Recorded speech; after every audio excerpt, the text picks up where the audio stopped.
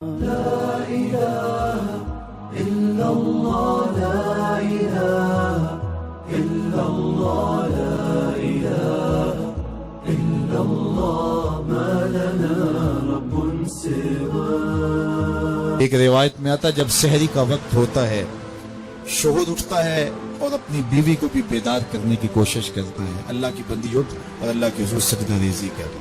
وہ رحمتوں کے بٹنے کے لمحے ہیں، دعاؤں کی قبولیت کی گھڑیاں ہیں، انوار اترتے ہیں ان لمحوں میں، رزق بٹتا ہے ان لمحوں میں۔ تو وہ اٹھتا ہے اور اپنی بیوی کو بھی بیدار کرنے کی کوشش کرتا ہے۔ سارے دن کی تھکی ہوئی خاتون اٹھ نہیں پاتی تو خیر وہ خود وضو کرنے چلا جاتا ہے، لیکن اس کے دل میں بے چینی ہوتی ہے کہ یہ بھی کبھی اٹھ کے اللہ کے حضور سجدہ ریز ہو جائے تو کیسا اچھا لگے۔ یہ سچی محبت کی علامت ہے۔ خیر اسے خیال آتا ہے اور وہ پانی کا چلو ساتھ لیے آتا ہے اور اپنی بیوی کے چہرے پہ چھڑک دیتا ہے، خود مصلی بچھا کے نماز پڑھنے لگ جاتا ہے۔ بیوی اٹھتی ہے، دیکھتی ہے میرا شوہر نماز میں، اسے بھی خیال آتا ہے، اٹھتی ہے جلدی سے، وضو کرتی ہے، مصلی بچھا کے شوہر کے قریب نماز پڑھنے لگ جاتی ہے۔ ایک طرف شوہر نماز پڑھ رہا ہے، ایک طرف بیوی نماز پڑھ رہی ہے۔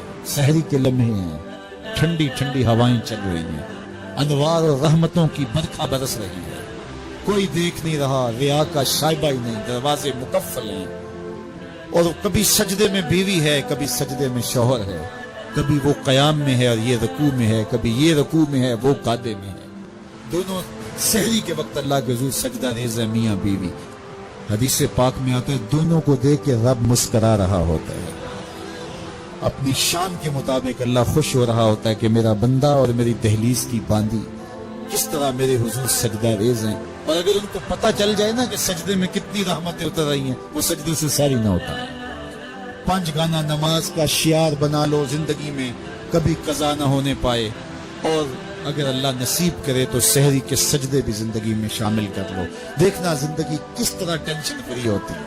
آج ہر بندہ کہتا ہے مشکلیں، او میاں جس وقت مشکلیں ٹلتی ہیں، جس وقت مصیبتیں زائل ہوتی ہیں، وہ لمحے تو سو کے گزار رہا ہوتا ہے۔ صبح اٹھ کے نمازی بھی ٹکرے مار کے جلدی جلدی صبح کا وقت گزارنے کی کوشش کرتے ہیں میرے جیسے نکمے لوگ، لیکن صاحب نہیں، وہ وقت تھوڑا سا دیجئے، اس وقت میں بیٹھیے اور اللہ کے حضور سجدہ ریزیوں کا مزاج بنائیے۔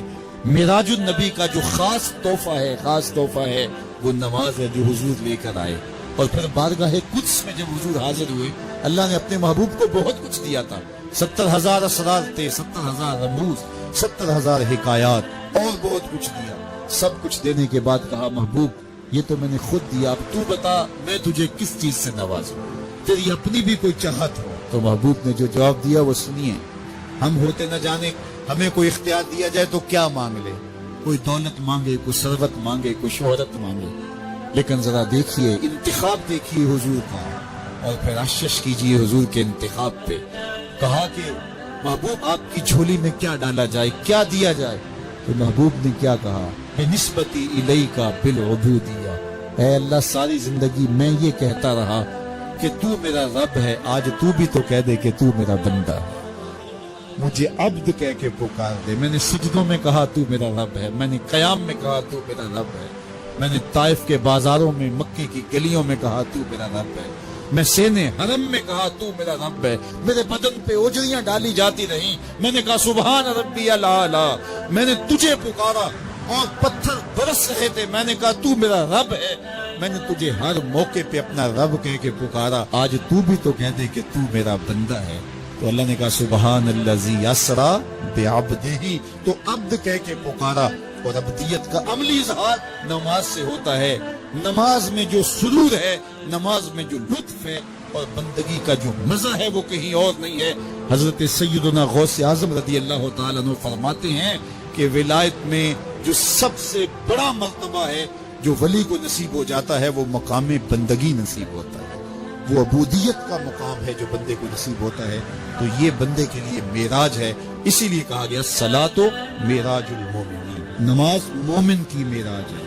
حضور تو وہاں تک پہنچے جہاں کسی کا تخیل بھی نہیں پہنچ سکتا، لیکن بندہ اس معراج کا حصہ لینا چاہے اور اس کی برکتیں سمیٹنا چاہے تو پیشانی سجدے میں رکھ کر کے اللہ کے حضور بندگی پیش کرے۔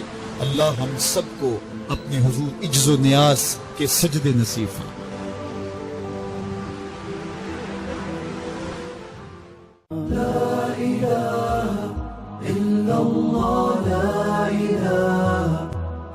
إلا الله لا إله إلا الله